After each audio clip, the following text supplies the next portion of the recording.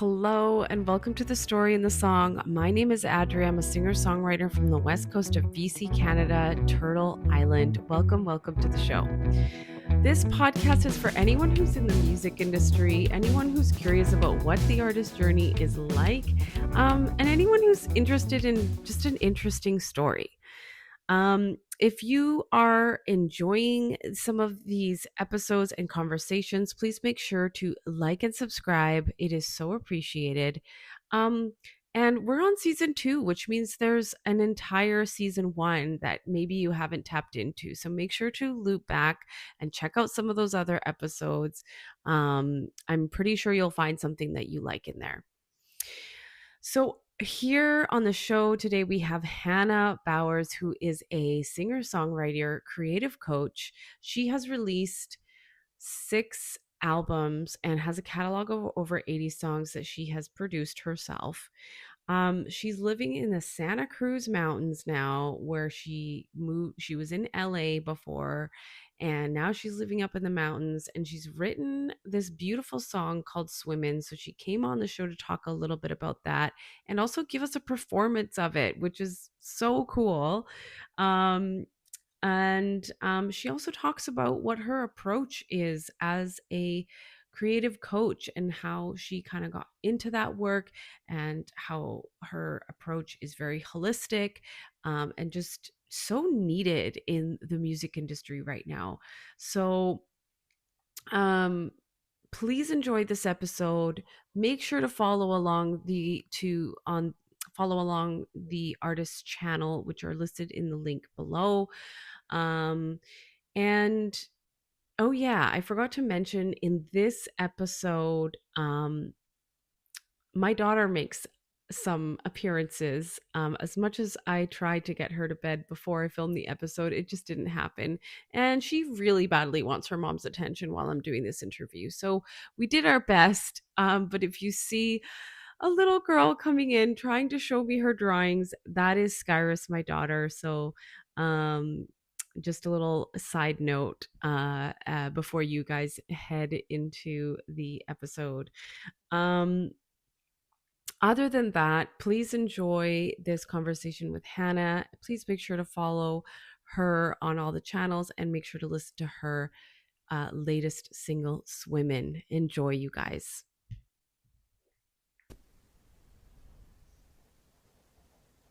Okay. Hello, here we are again. Hi. Round 2. It's Round us. 2.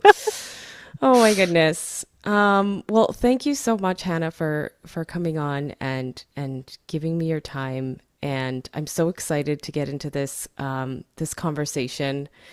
We were just chatting before we hit record about how you have this new song. This is kind of how we connected. You have this new song that you are releasing, or you're kind of like releasing it, like, but not like you're you're like kind of Yes. waiting for people to be interested in it, or like, yeah. So I can tell you what's up. Yeah.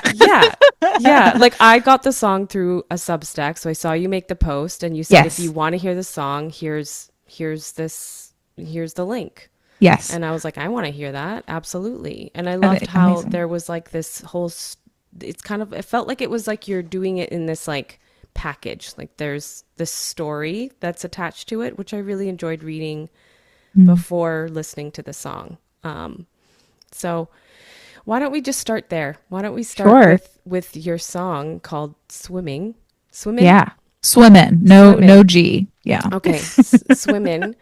And so tell us about why you're releasing it under your Substack, and what's your method behind the Yeah. madness So here? like you said, I released it and didn't release it. And that all kind of fell together kind of naturally. I was planning on releasing this song. For context, this song will be like mass released to all streaming platforms. Okay. This is like an intro. Yes, this is the soft launch of the Okay. song, if you will. Okay. I had been, there's a huge context to all of this, but for the last several months, I was thinking a lot about Spotify, and I've stopped using Spotify as a consumer. I have a lot of feelings about them. I don't want to use them. And I kind of had this artist existential crisis moment where I was like, do I take my entire catalog off Spotify? Do I take my entire catalog off of all music distributors? Because there's a lot of them that like aren't that much better than Spotify anyway. Like, what's the best thing for me to do here? So I thought a lot about it. I had a lot of conversations with people about it. And during that research time, people started posting more music, or artists started posting more music on Substack and exploring this as like an alternate release platform. Um, and I'm sure people have been doing that for a very long time. This isn't like new to a lot of people, but it was becoming increasingly popular. And I thought that that was very interesting. A different model. People subscribe to your Substack like a newsletter, and you can give them music exclusively. There's a few artists on there that were only releasing music on Substack. You couldn't listen to it anywhere else. And so I'm kind of exploring all these case studies of the different ways that people release music. And I considered for myself, do I do something like that? And long story short, or we can get into the long story just later, I decided I didn't want to do that. I didn't want to only have my songs available on a platform that a lot of people, the majority of my pre-existing fan base, don't use. Mm-hmm. But I still love the platform. I've been writing long form content more. I like the way that you can share music and storytelling, and it's for people like yourself who really care about the stories behind songs and want to support artists directly. They want to be notified when they have something new. And so I was gearing up to release this new single, Swimmin', because it was a song that I had finished and I was excited to put it out. So I was planning on doing just a regular, release it on all the streaming platforms. And I only decided to do this Substack thing a few weeks ago because I was planning on announcing the single to and given an early listen to my newsletter subscribers. I already have a newsletter. And so I was going to post about it and say, hey, newsletter subscribers get to hear this song first. I have a song coming out. And then I was like, well, I should probably just do it on Substack and like transfer my subscriber base to Substack and kind of create more of a ecosystem over there that anyone can go check out. People already on Substack can go look at it. So last minute I decided okay, I'm going to like kind of pre-release this on Substack, and I'm going to announce that it's there and see who's interested enough to go check it out early. And you don't have to if you don't want to. It's an offering, it's an invitation, and the song will be coming out later for everybody else that doesn't want to participate in that. Right. So that's the very long-winded explanation answer to your story. Yeah. Well, so it was kind of just you were wanting to take one audience and introduce it to another one and hopefully like meld them together a little bit. Like, was that kind of what I was hearing? Like the audience from the newsletter to the Substack. Well, it was kind of the blending of two worlds. Like I have this existing newsletter fan base and also wanting to post on Substack more and explore with alternate release models. So I kind of got to utilize like giving back to the super fans and experimenting with Substack in this one. Gotcha. So pre-release. More of experimenting. Okay. Yes, it was a big experiment. Yeah. Okay. Cool. Yeah. I mean, I love the storytelling component of it, and I love the song itself. And I felt like the moment I started listening to it, like I felt my body relax. So this, like I read in the article that you posted above the song, that this song was created to create like it was created to give the listener a sense of calm and peace, and I think you nailed it. Thank you. Yeah, like what were when did you write this song, and like what place were you in? Like did this song get written after you moved to sorry, where is it that you live? I'm like it's the mountains. That's all I know. Yeah. I'm like, okay, you lived in LA and now you live in the mountains. Yeah, I just say I moved to the woods because my album was called The Woods, and it's like, Right. that's where I live. But Okay. specifically, I live in the Santa Cruz Mountains. Santa Cruz. Okay. Yeah, Okay. yeah. Perfect. So did you write that song there? Like, is this Yes, I kind of wrote it literally right here, like where I'm sitting, like in okay? this exact seat in front of Yes. my computer, like this, you know. Um, and I talk about this in the article, but that song was, I think, a, natural creative outcome of me moving here, and my nervous system regulated so much. I slowed down so much that the kind of music that was now coming out of me represented that. Mm, So I didn't like set out to write a very calm and chill song. It's just, as people who write songs know, the inspiration struck. I was playing the intro guitar lick that you hear, and I was like, that's a vibe. I really like that. I'm going to record that. And then it just flowed. It was just like this pure creative flow.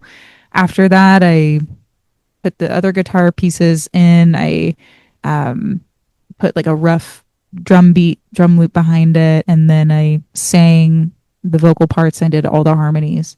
And at the very end of it, I don't know, that was like an hour long process or something. And it was a minute and 51 seconds long.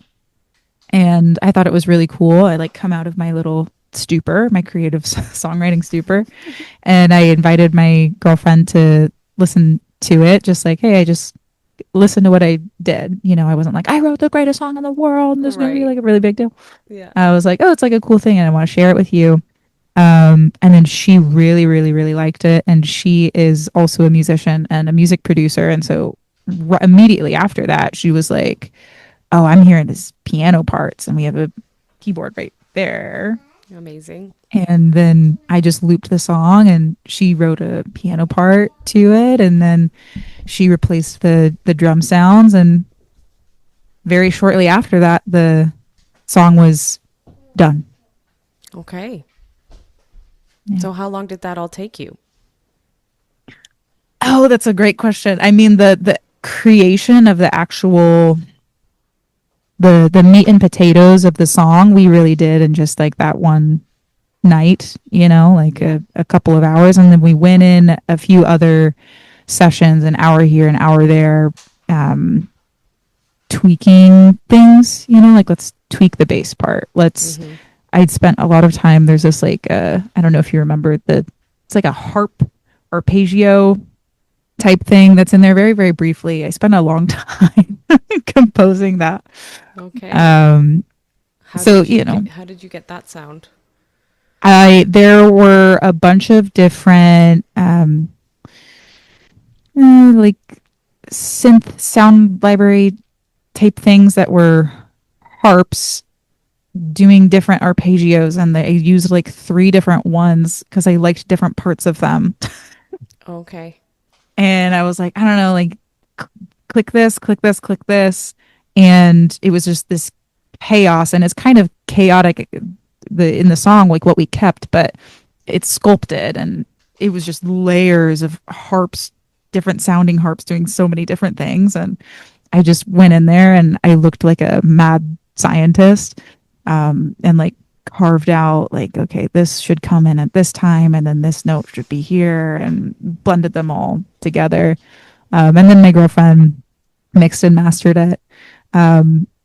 So it took a long time getting all of the finishing touches Mm-hmm. together, but in the grand scheme of things, as far as like as long as songs can take, Mm-hmm. it was pretty short. Okay.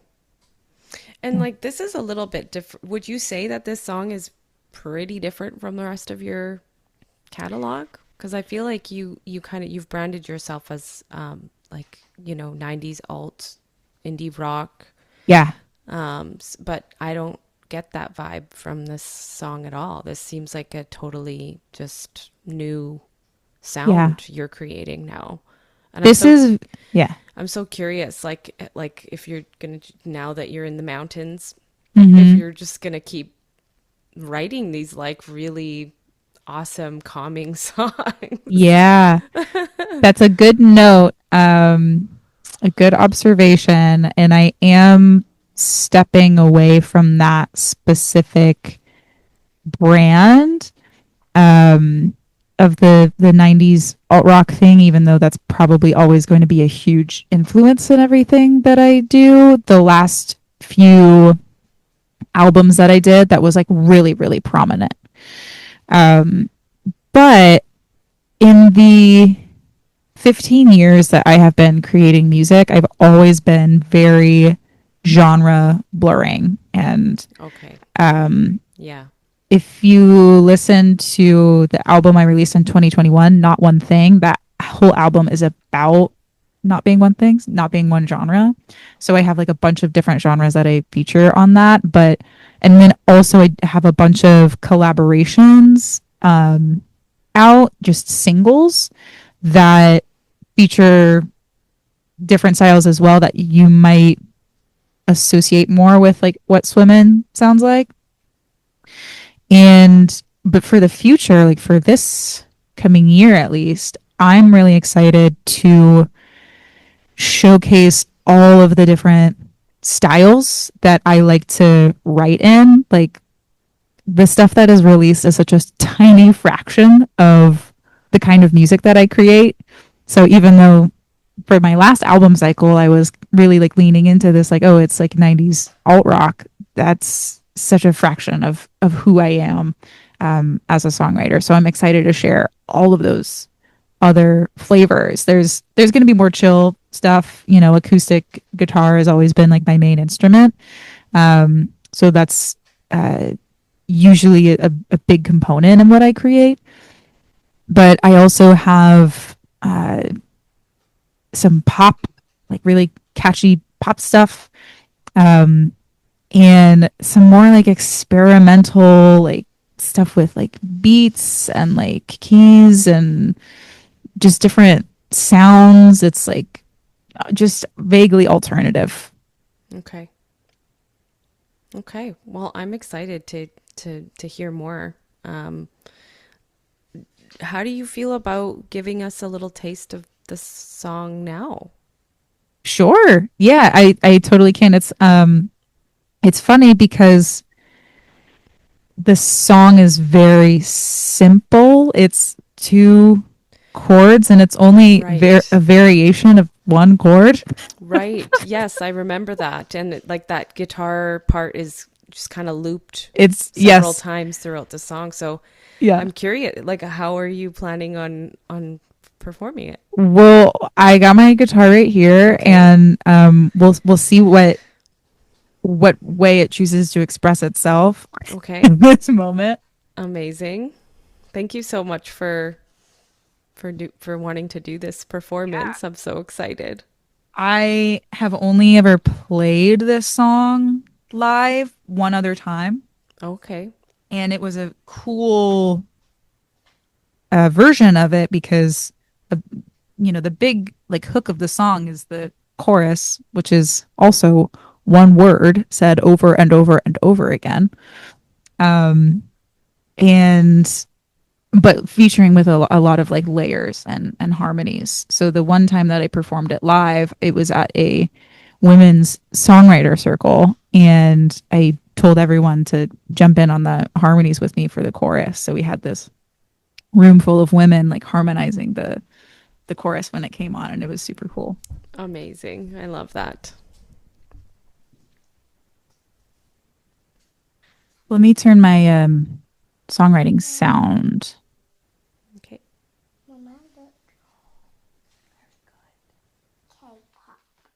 Yes, good job. going to finish this. Okay. I'm going to finish this. Ooh, that's not right. Okay. Yeah.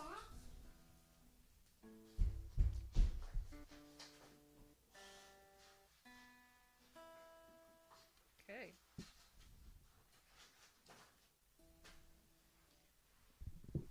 Can you hear my guitar? Does it come through?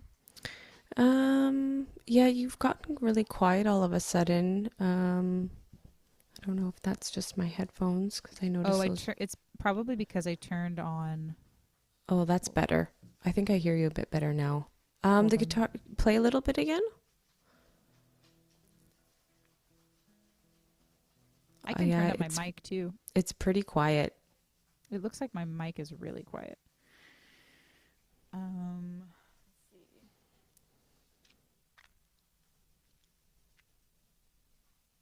You could always move your mic down so it's like in the middle of your body, right? So Yeah. it's picking up not so much your voice but both. La la la la. Can you hear me? Am I too loud? No, I think you're good. You could even move it Okay. down a little further so we get a bit more of the guitar. Cool. I'm just adjusting Your gain. my gain. So, how much room do I have? You Vocally, have you have a fair amount of room, yeah. Okay, amazing. La la la la. That's a Is lot that good? better. A lot better. Yeah. I can even turn it up more if you want me to. You do it, yeah. Okay. La la la la la la la la la la la. That's good. Testing, testing, testing. Mhm. That's Okay. great. Let's go with that. Yeah. All right, you ready to vibe? I'm so ready. I'm so ready for this. I need this. Oh, good. Yeah. It's the end of the day. You're like, selfishly, I just wanted a personal concert. Like, it was like 10% of the reason. Yeah. happy Yeah. to oblige. Okay, here we go. This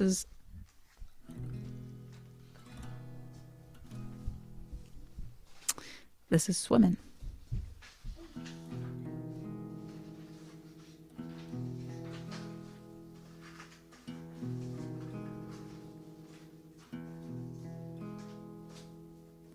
It's a windy day up in my mind. The waves are gone, but the water's fine. Jump in and feel your life slipping through your fingers. I'm swimming, swimming, swimming. Swimming, swimming, swimming. I'm swimming, swimming, swimming. Swimming, swimming, swimming.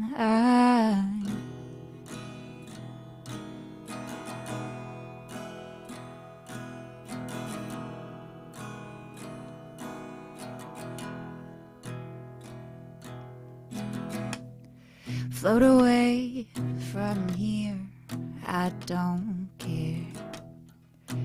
Disappear, who's watching now? Float away from here and watch you bloom into who you always wanted. I'm swimming, swimming, swimming. Swimming, swimming, swimming. I'm swimming, swimming, swimming. Swimming, swimming, swimming. I'm swimming, swimming, swimming. Swimming, swimming, swimming. I'm swimming, swimming, swimming. Swimming, swimming, swimming. I'm swimming, swimming, swimming. Swimming, swimming, swimming.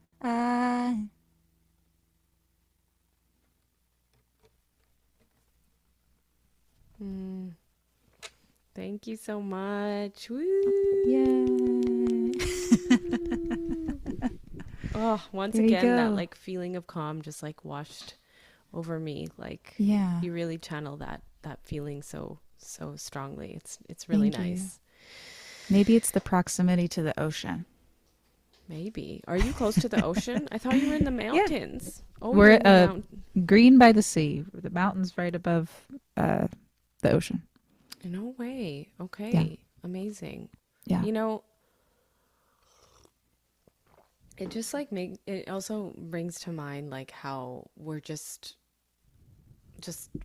how artists are we're these vessels for our environment, Mm. and here you are, you moved from the hustle bustle of the city and you moved to the mountains and you write this like beautiful song that is just so calming Yeah. and has basically it's just such a representation of what your physical environment is, Yeah. and Absolutely. you're bringing that through. And I just it's I feel like I don't know, maybe that I don't think that's ever really like landed on me before, Mm. maybe it has for you, like how putting artists in different environments will, you'll get different art.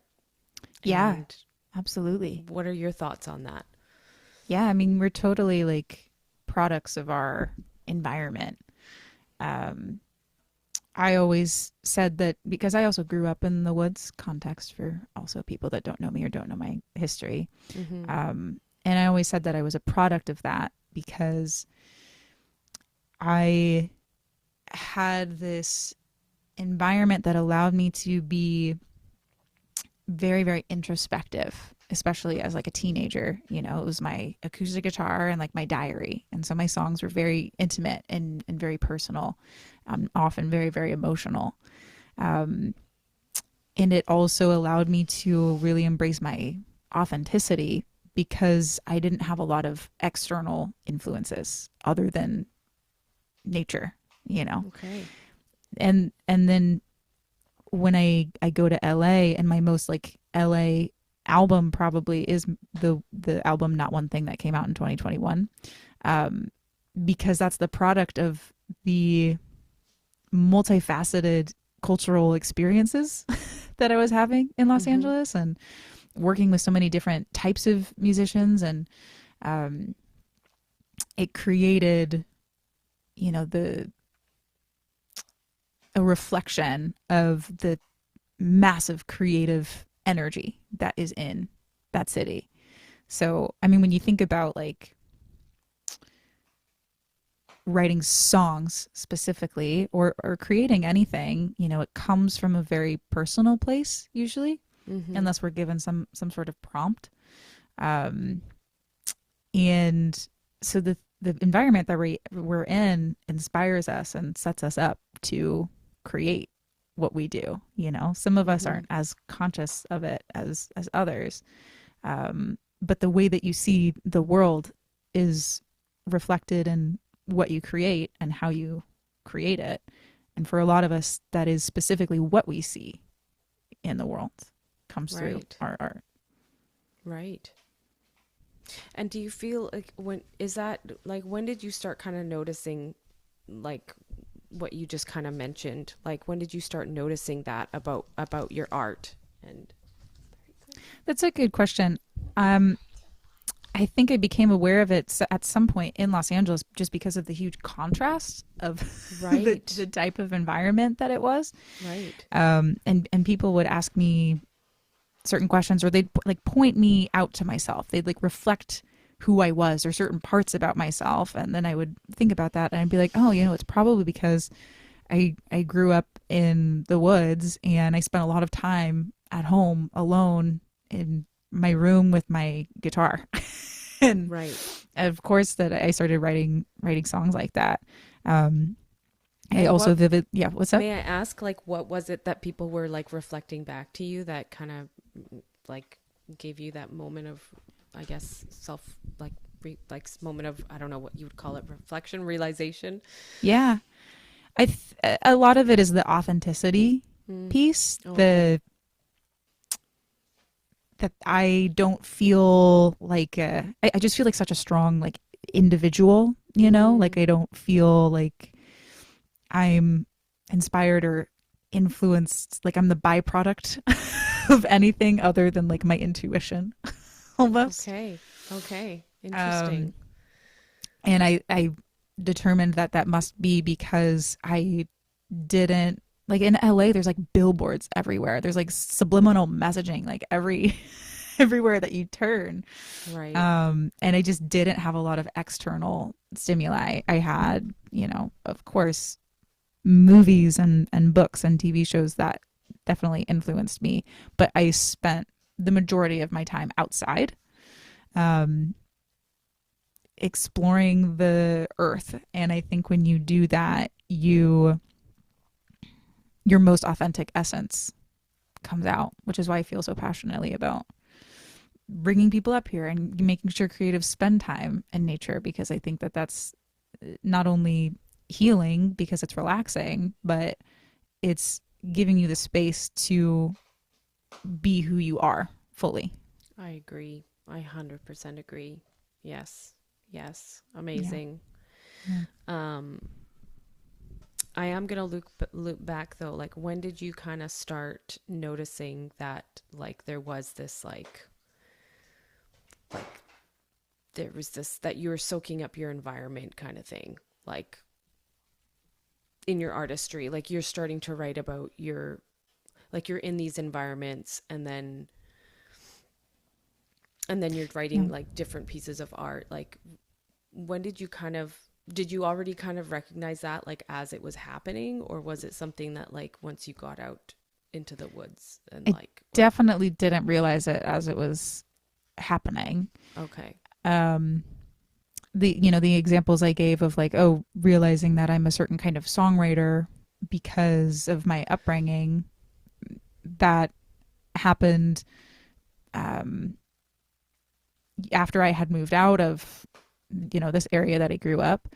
I also remember vividly for my album Radio that came out in 2024, after working on it for, I don't know, a year or months and months, I realized how much it was influenced by driving up and down the 405 in Los Angeles. Okay. And it really sounds like Los Angeles. It sounds like California. It sounds like driving up and down the 405 and getting stuck in traffic and like bumping like radio rock with your windows down. And I realized that as I was working on it, but I was working on that thing for like a really long time. Great job.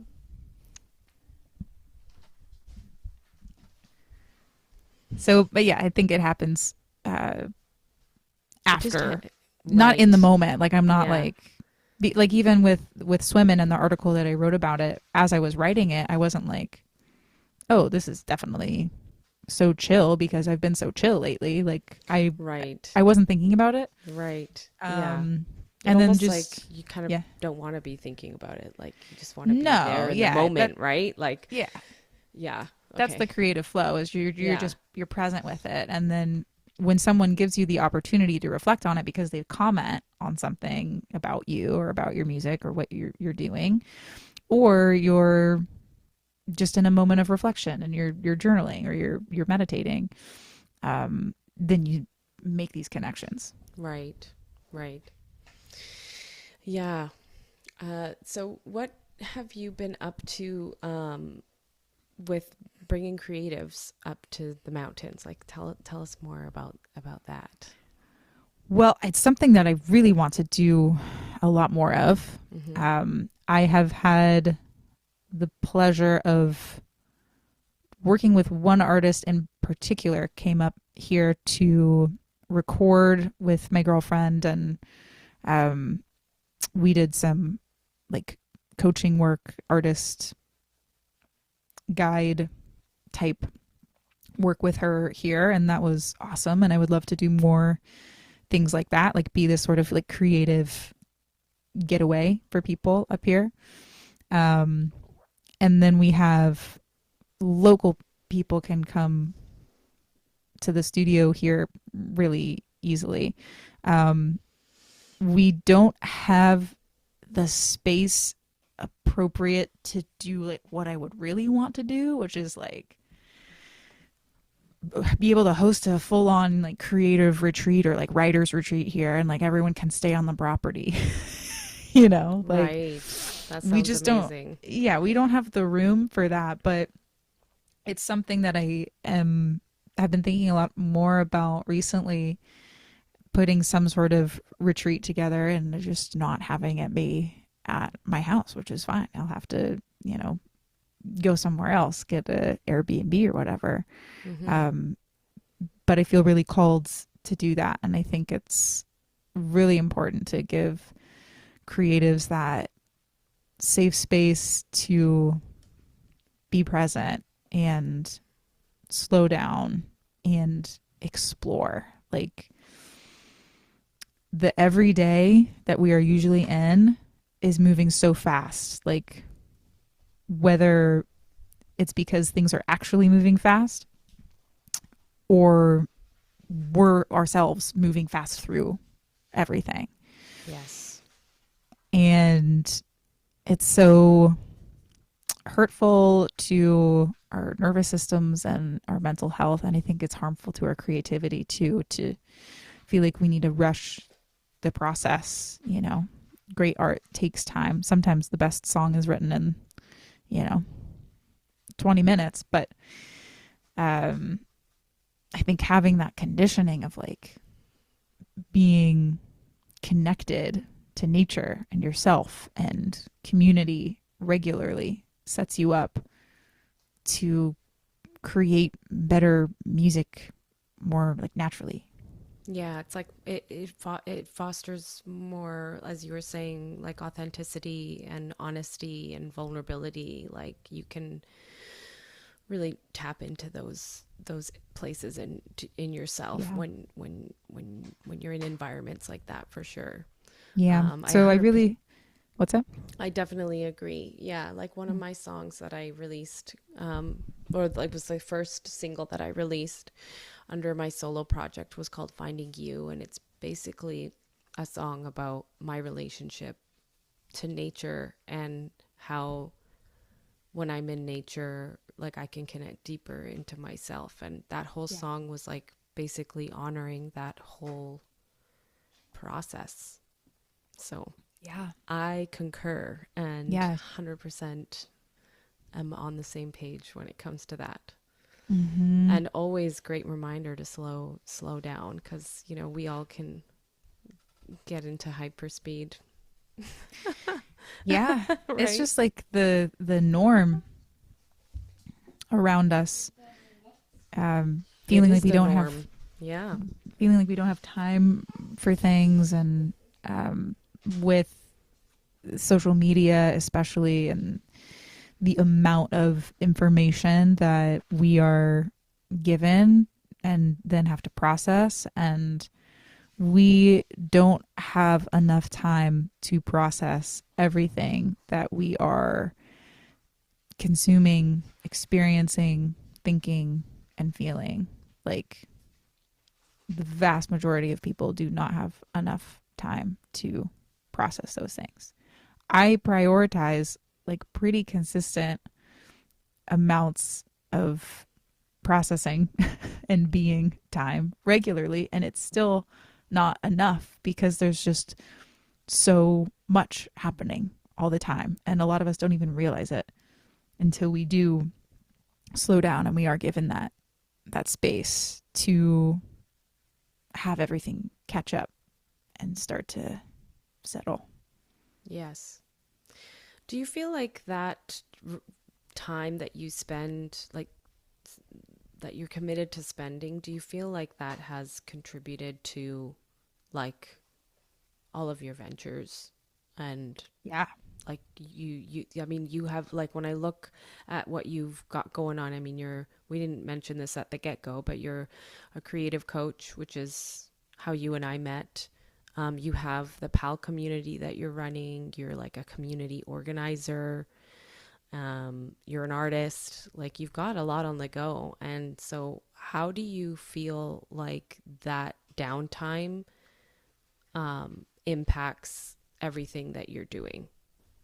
Mm-hmm. Well, the biggest thing is that it is simply just vital for my mental health, and that's why I started doing it. Right. If I'm not doing these practices, I just don't feel good. And when I don't feel good physically, mentally, emotionally, then I don't do good work. I don't make intentional choices. Um, I'm because the place that I'm making all of my decisions from is from some place of stress or anxiety, and those emotions don't drive the best decisions for me. Yeah. So to have these intentional practices cultivate a mindset and emotional state for me that I create the best results from. I create the best life from. So our outcomes are the products of our decisions, which are inspired by our emotions and our thoughts and beliefs. So I think I think everybody should spend some time making sure that that slate is as clean as can be before they set up to make a bunch of decisions every day. Yeah, absolutely.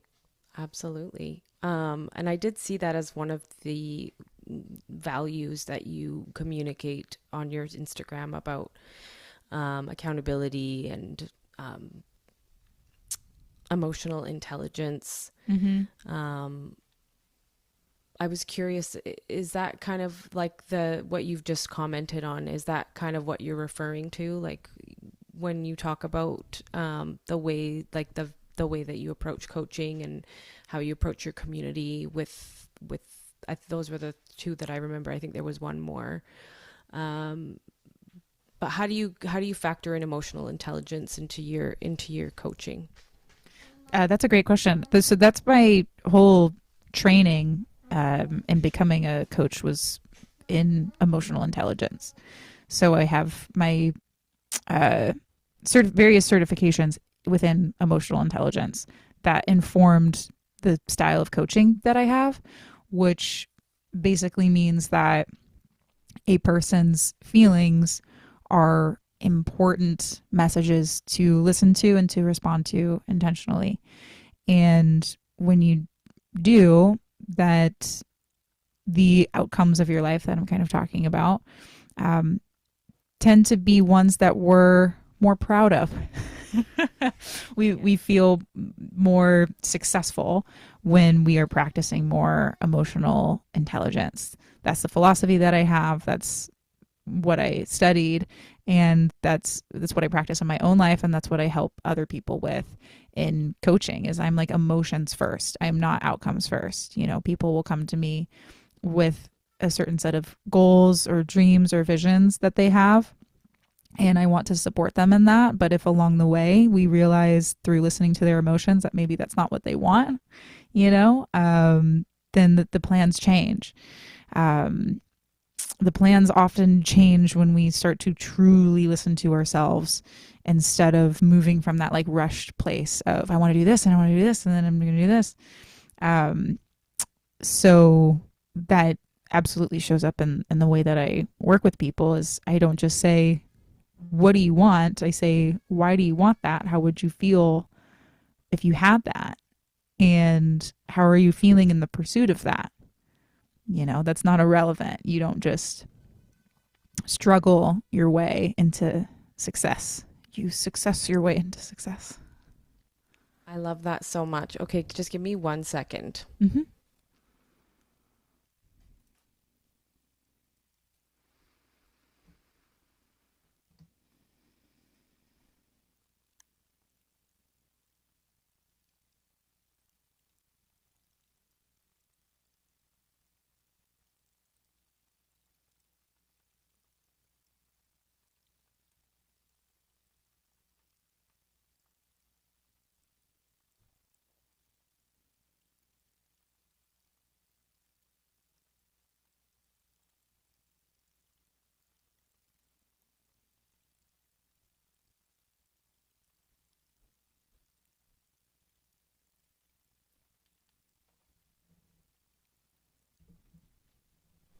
Um, I love that so much because I feel like a lot of advice that is given to us in the music industry can sometimes just kind of be really broken and fragmented and doesn't really make sense. You know, I've gone to a lot of panels where they'll be like, just be yourself, like be authentic, and I'm just like, okay, like how do you, like, that is like, that could go right over your head, and you know, what does that even mean? You know, Yeah. how do you even practice that? So you know, I just love that you're really like kind of really breaking down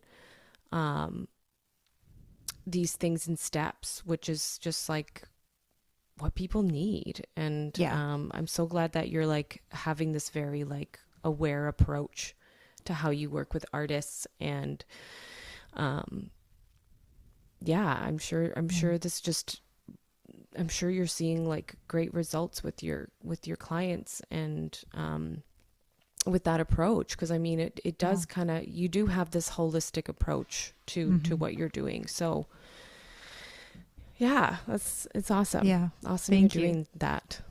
And Thank you. thanks for It's sharing that, because yeah, I always just get kind of, I just feel like there's a lot of noise thrown at artists in the industry, and how do you really take the first step, and do you know if the step you're taking is the right direction, or hmm does it, and as you say, it just goes back to like how you feel about it, and moving from that space, as opposed to like, I'm going to do this and see how that goes. And if we're disconnected from our feelings during our entire time that we're doing it, then like, yeah, we're probably not going to have the best outcome, as you say, you know? yeah. So that's really awesome. Like, I feel like that's kind of landing with me, especially right now. Um, I am feeling that level of like overwhelm, of like coming back into my artistry after taking a lot of time off, and just being like, which way do I go? I'm not Hmm. sure. There's so much Yeah. noise. And, you know, I was the same way as you about like Spotify. I don't know. I mean, I did listen to your Zoom call that you had to Oh, like cool. just have that community discussion about it. For so a shout out to any of the listeners. Is that still out there? Can we find that still if we're wanting to listen to it? Yeah, Or I'll send that to anybody that wants it. It's I wrote an article about it on Substack. Bringing it back to the Substack. mm-hmm. My write up on Substack is the summary of everything that was talked about on the call. And if anyone wants to look for that article and they want to watch the Zoom call, you can comment on the post or message me and I'll send it to you. But the Zoom link isn't like public. Okay, You gotta gotcha. ask me for it. Okay, it's special. It's private. Yeah. I like it. Cool. Well, I mean, we haven't touched on like all the other things you're doing. I mean, I just said that we talked a little bit about the creative coaching, but you do, like, I've attended some of your meetups, which have been so fun, and I loved it. And I wish my work schedule would line up a bit better for me to come to Yeah. more, because I had such a great time at the one that I did attend. So for the people out there who don't know, like, what are these calls that you have available for people to show up for? Like, they're co-working sessions? Yeah, well, I have a whole bunch. So I Yeah. run a creative community called PAL, PAL, and it is a global community of creatives of all kinds and skill levels. And I host multiple events every month to bring those creatives together to support each other and to grow together. So I have two recurring events that are free every single month. One of them is a co-working call where creatives come together to work on projects or tasks that they're putting off. And usually while we're doing that, we're having some deep conversations. And it's just like a nice little virtual office space to be with artists and talk about being an artist. And we have really, really meaningful conversations. And some people are just like, focused on doing their work. And they're like, I missed the whole conversation, but here's what I did today, which is, is the point. And then we also have a show and tell every month. So again, all different types of artists are welcome to share their projects that they have either finished, that they are celebrating, or works in progress that they would like feedback on.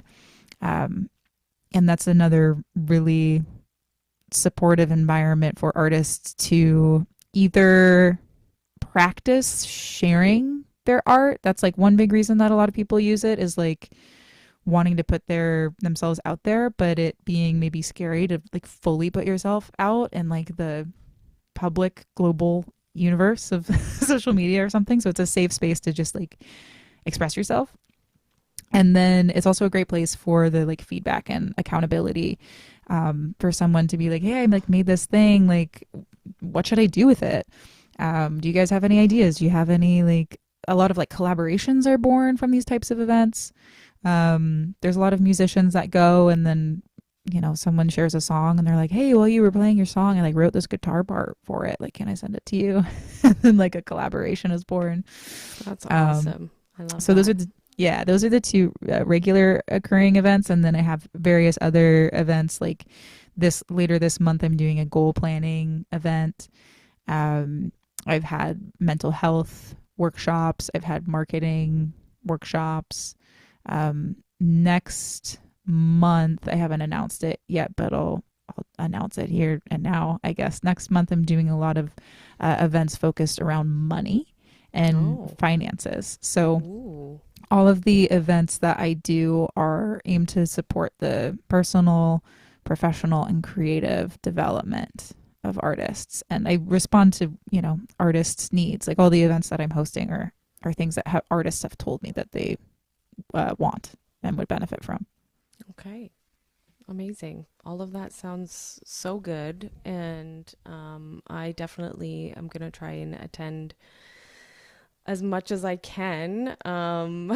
Yeah, sorry that like my go-to event window is conflicting with your availability. That's the way for a Yeah. lot of people. There's a lot of people on the other side of the world that want to go to these events, and they're in the middle of the night, but then you can't win when you're running when you're hosting global events. Yeah, exactly. Do you have like a really big like international community I going on, or is a lot of it mostly in the US?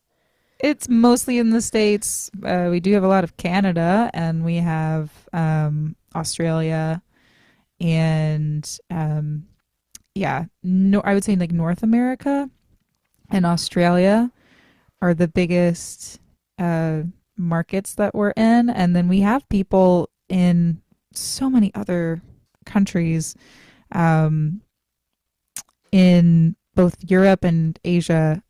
I need more people in South America. I need my connection to go there. It's like the one continent that I feel like has not made its way into my world.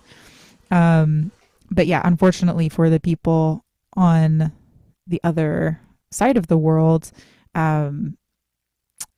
because my events, I usually don't host events in their time zone. The community I think would be a lot bigger and stronger if I did, because they would have a place to go. All these people that are regulars at our events, they're regulars because that time is perfect for them. Every single month they can come back. So it's something that I would like to expand into at some point, is to have more events available in other time zones. But I'm but one woman. I do everything. So Yeah, no doubt. Oh my gosh, I'm always just very like impressed by how organized you are with everything online. It's very inspirational to see you just do your thing. yeah, thank Yeah. you. I mean, Yeah. it's the product of just like, I've worked at it for a long time. So Right. So, okay, how long have you been doing this for? Like the creative, yeah, when did you start the coaching? I started coaching in 2020 during the pandemic. And then I started hosting PAL events in the summer of 2021. So that's, Okay. almost like six years coaching and 5 years hosting events online and in And person. were you, because you call your, like, your, would you say your official title is like, I mean, creative coach, life coach, Were you doing life coaching before you were doing creative coaching? Yeah. Okay. Um, yeah, I was doing a lot of like emotional support work with all types of people, and then specifically like artists started reaching out to me because of my experience being an artist, and they would say like, "Oh, hey, how'd you do that?" or "Can I pick your brain about your experience with this?" And I kind of naturally fell into coaching because a lot of artists were um, within music asking for help on things. And then I kind of expanded that to all creatives because as I was like learning emotional intelligence, I'm growing my emotional intelligence practice. I'm getting certifications there. I'm like helping in that kind of general community. Mm-hmm. There were no artists in that community, and I was like, geez, like creative people need to know these emotional intelligence skills. Um, and and then yeah, I grew my client base and audience to not just musicians but all creatives, because all artists kind of have a lot of the shared challenges, shared struggles, shared ways their brain work, way they see the world, and emotional intelligence can benefit that community in a lot of the same way. Oh, absolutely. Absolutely. And do you see a lot of other coaches out there in the music industry doing what you're doing? That's a good question. I mean, I know that they are out there. I have seen some people like pop up on my like threads page before, um, but not. I'm not like immersed in their worlds. It's something I've seen, like just kind of seen, I think, online, and haven't dove super deep into. I know that it's out there. I know people are doing it, but I there's not like a community of us. Mm-hmm. Mm-hmm. At least not one Yeah. that I'm part of. Right. I am Yeah. a I part mean, of I'm a part of a community that specifically provides mental health support to the music industry. Um, but it's a lot of therapists, um, fewer coaches that I've seen there. okay. Okay. Yeah, So this was kind of, it all just kind of flowed together one day, I feel. Maybe not one day, but obviously there were stages. You started this life coach work and then my life, you mean, yeah. like flowed together? I mean, you started this life coach, you were studying these tools and gaining these skills, and then I'm surely the pandemic had something to do with that, and then it kind Mm-hmm. of probably thrust you more into that space, which I feel like the pandemic did for a lot of people. It like thrust them It was in a an certain activator. direction, right? Yep. Um so that's kind I don't know, that's kind of how I see it. Yeah, it did flow together in a very weird way. But if you look at like my journal entries since 2021, I would say it's like I'm repeating that. It's like I manifested what I had. I just repeated the same thing over and over again. I'm just like, I want to make cool art. I want to support artists. I want to bring artists together. I want to support their well-being. Like, um, it's holistic. It's sustainable. It's intuitive. It's intentional. Like, I've just repeated the same words over and over and over again, and now my life is the embodiment and reflection of all of those words. I love that. I'm just soaking that in right now. That's awesome. Yeah, because Yeah. when you talk about it, I feel like it just sounds like that's why I say it just flowed. Like there was no pushing or pulling or chasing or grabbing, or at least I don't feel that. Maybe there was. Surely it wasn't There perfect. was more before that time. I think like Okay. pre-pandemic there was probably a bit more of that. I don't know. I tend to push. Okay. That's like Right. my Aries nature, if you will. I have a lot of energy. I can be very impulsive. I'm a doer.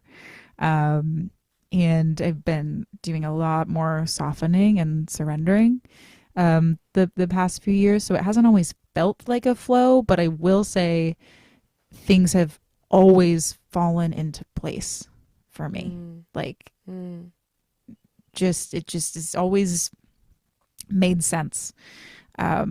Where I went to school and then I graduated. I had this cool music job, and then I was in therapy, and then I got into the mental health world, and then I became a coach, and like just all these opportunities always met me where I was at a certain time in my life, but it did not necessarily feel like it was flowing every single day.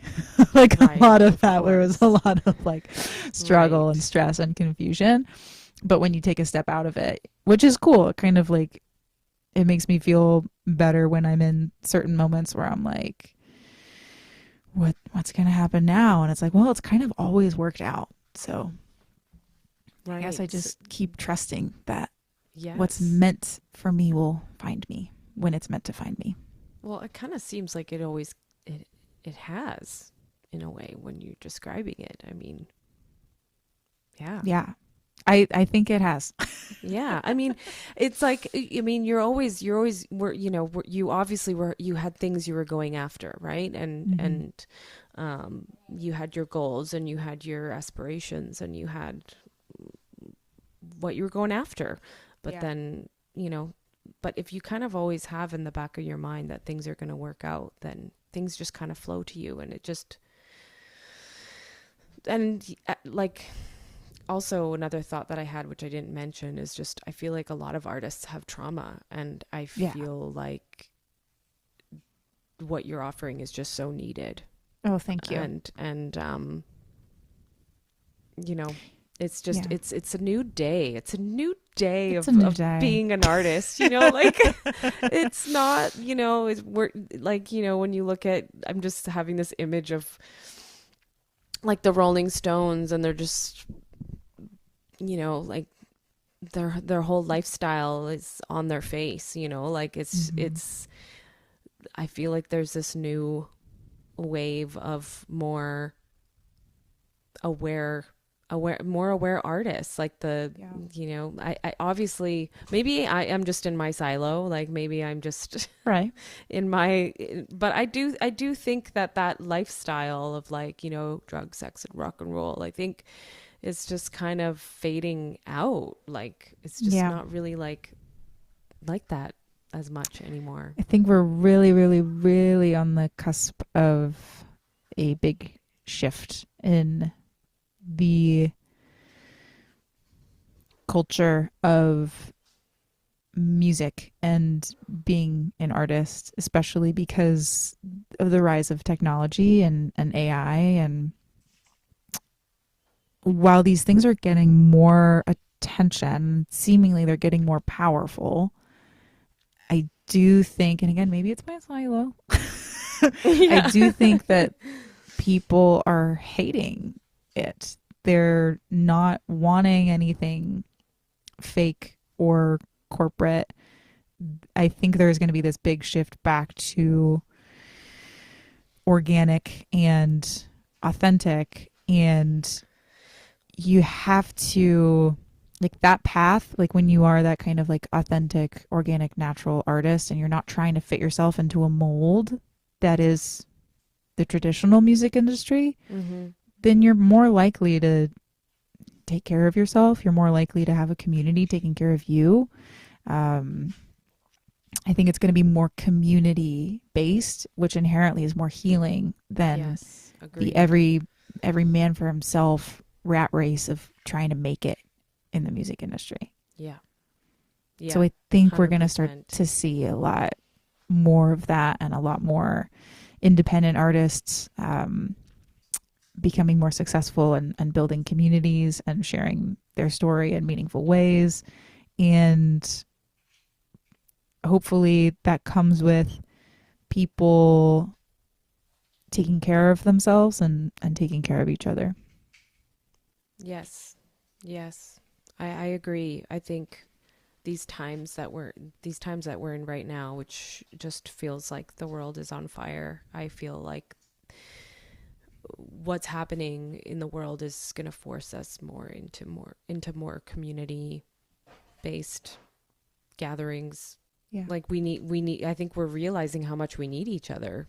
Yeah. And we're realizing how we're these social beings, and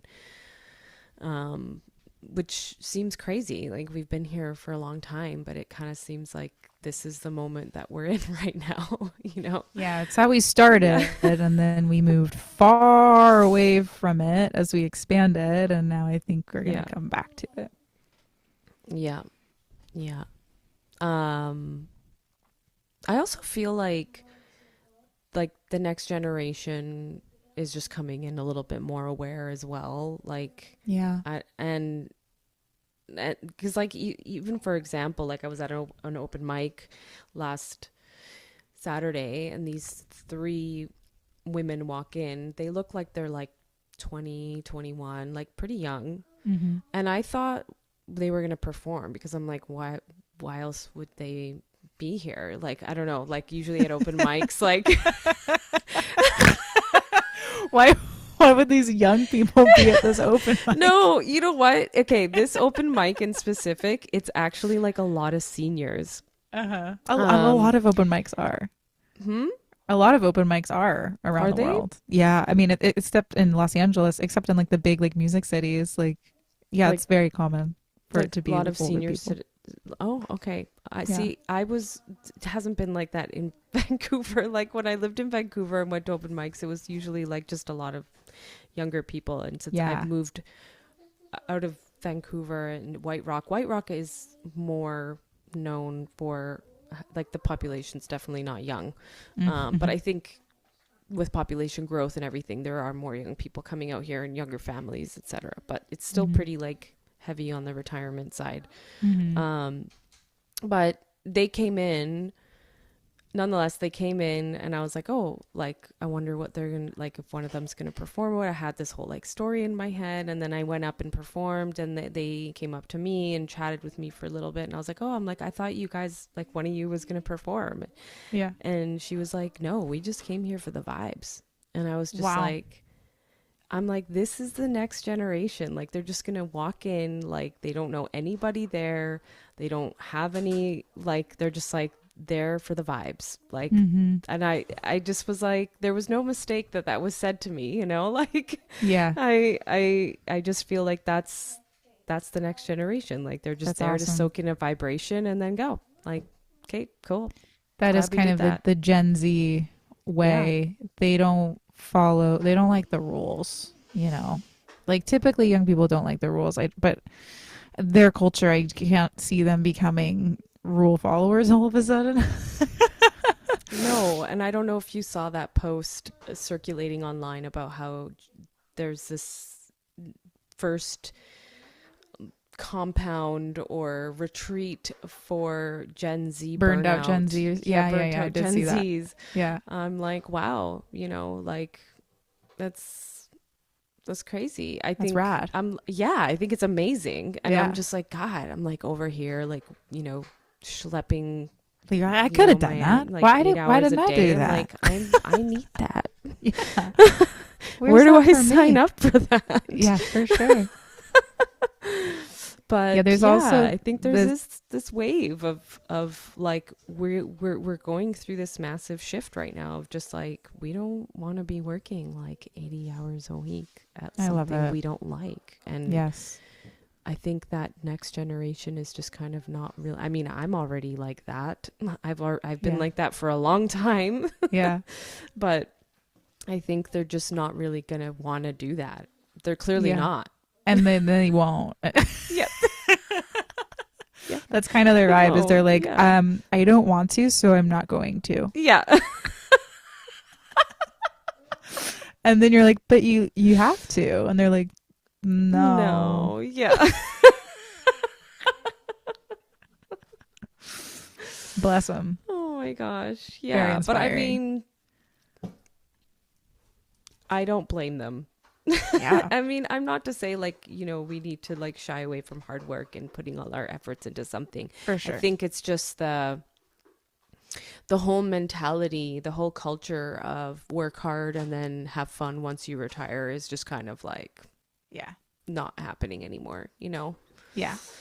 Yeah. You can we're have. wanting to choose we're wanting to choose what we want now, Mhm. like now, because we don't have, our time here is unknown, and so we need to be utilizing it as much as we possibly can in the way that we want to be living.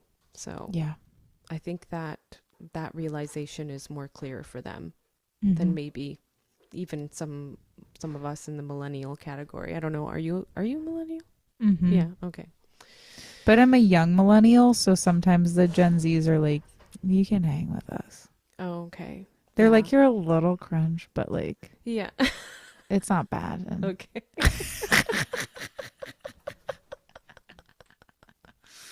I'm like, yes. Oh my goodness. So it's really an optimal place for me to be in, an Yeah. optimal zone, Right. Because I really want to like, I want to help them, like Yeah. I want to help them with their mental health, that's really important to me. That's true. That is something that has plagued their generation a lot. Yes. But we are taking quite the tangent on the conversation, but I love it. Of course we went there. I appreciate it. That's podcasts, Yes. tangents. Yeah. But I probably should wrap this up because I have someone I need to put to bed. Yeah. And it's getting late. Yeah. But It's bedtime. yes, it was bedtime a long time ago, but we made it work tonight. And thank you so much for your patience and understanding. Yeah. And for sharing your song, sharing your song with us. I really, really appreciate that. Now I have that. So Yeah. I could always go back and listen to it. Yes. And I can't wait for you to release it on all the streaming platforms, and then we can all just enjoy it. And Everyone so, can vibe.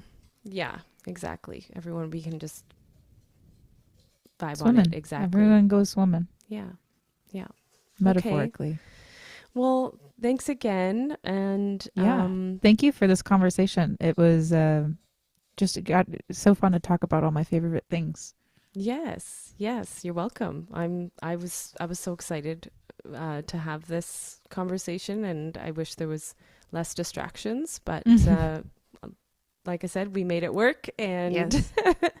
and I think there's going to be some good pieces in there for people to hear. And obviously I'm so excited to introduce you to my audience and people here on the West Coast, and they are going to get a chance to meet you and Can't wait to hear meet this them. song. So yeah. Yeah. Don't be strangers. Come say hi. Yes, absolutely. Alrighty. Well, have a good night, and Thank you. I'll talk You to you too. later. Okay. Peace out. Yes. Take care of bye. yourself. Thank Bye-bye. you.